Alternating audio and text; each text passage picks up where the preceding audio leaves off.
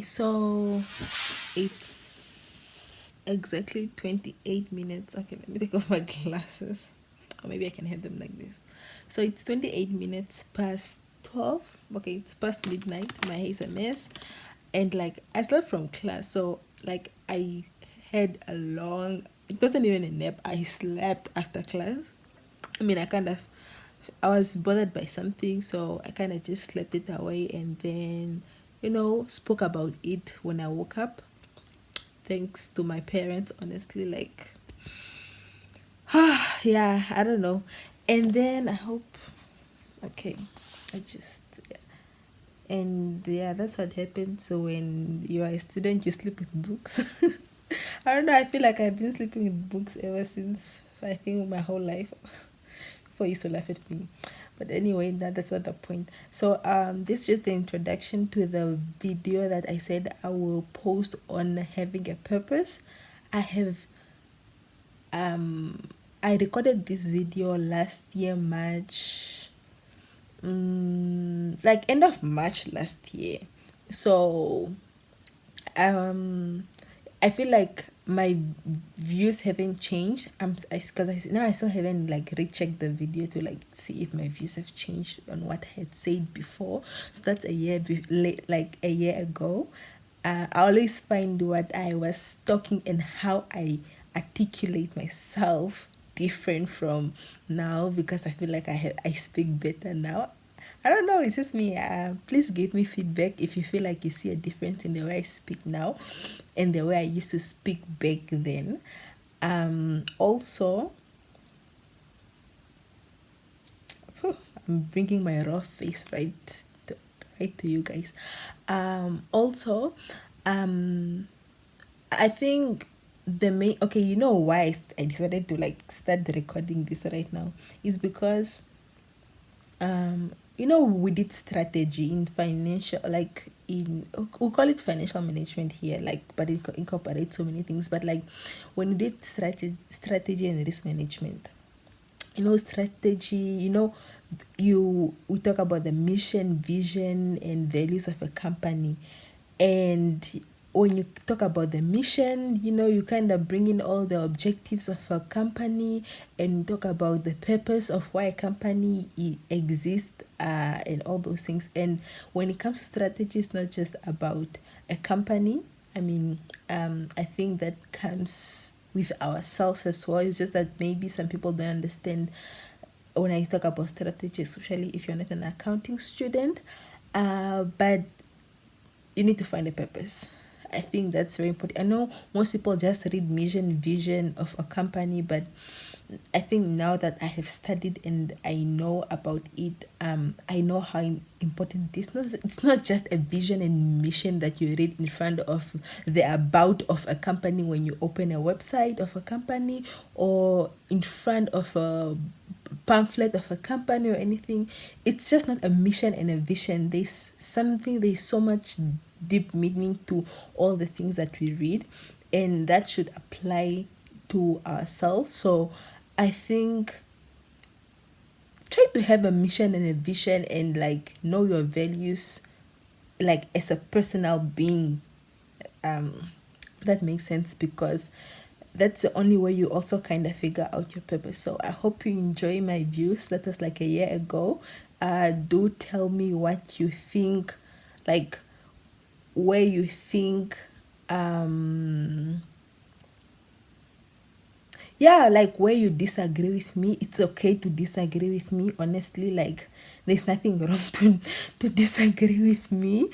And also constructive criticism, because as I've said, I have kind of kept back this video because I was afraid of people's opinions. Okay, this introduction is long.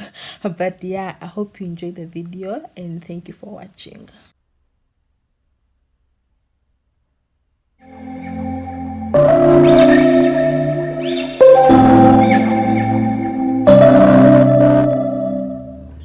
Hello guys, welcome back to my YouTube channel. My name is Penehafo Shibute, and we are going to address passion today.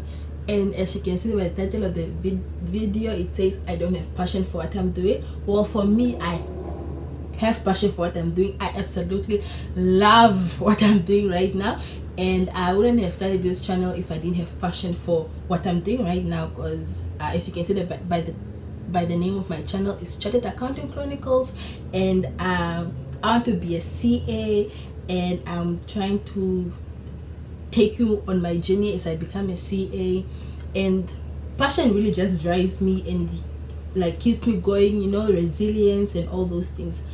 But what happens when you don't have passion for something, or you know someone who doesn't have passion for something, and you know they are stressed, they are depressed, or you have your daughter or son, you know, there are so many people. It might be you might know someone even in your class, or maybe you're actually done with your studies, and sometimes you'll be like, someone have, like, maybe if you don't understand why someone will be doing something they don't love, it can be because of financial issues.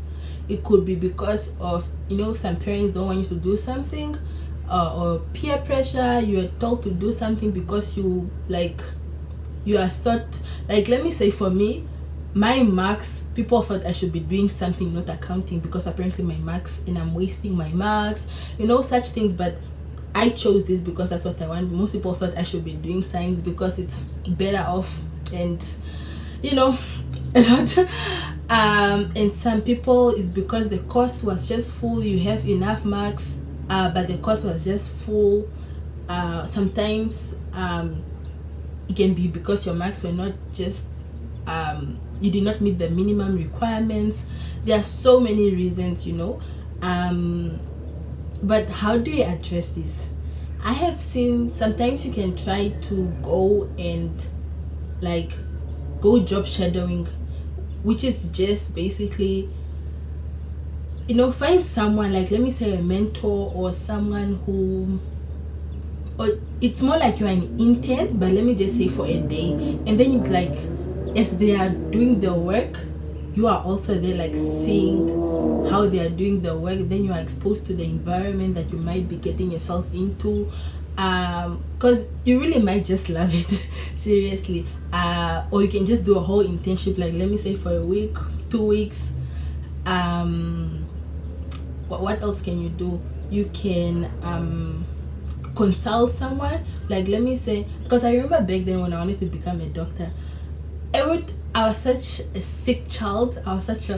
Every time I'm just at the hospital, and that time I would just engage with the doctors. Like, I'll be like, so how did you become a doctor? How, I'll be asking.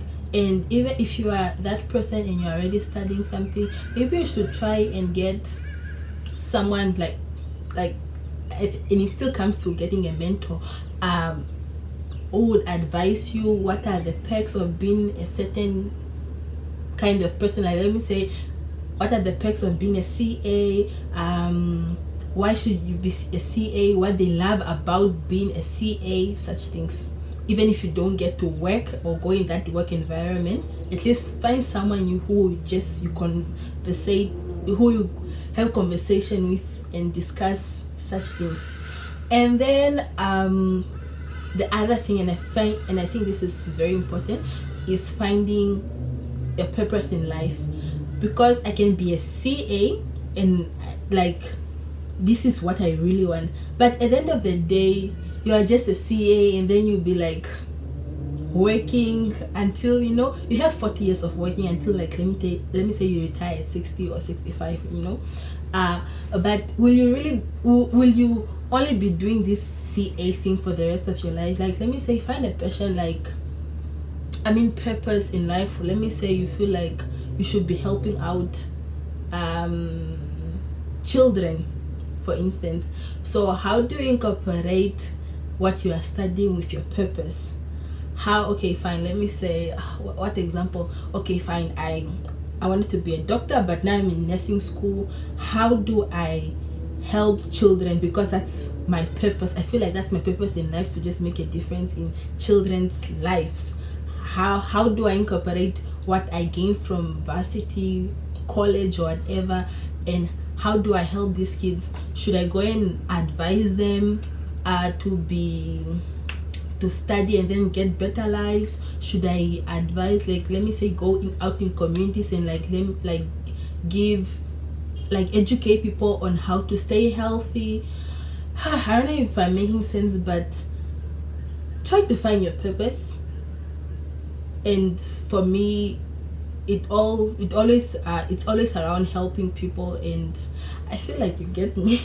Okay, let me just try and explain this, like an example, in terms of, like, let me say, you what are you,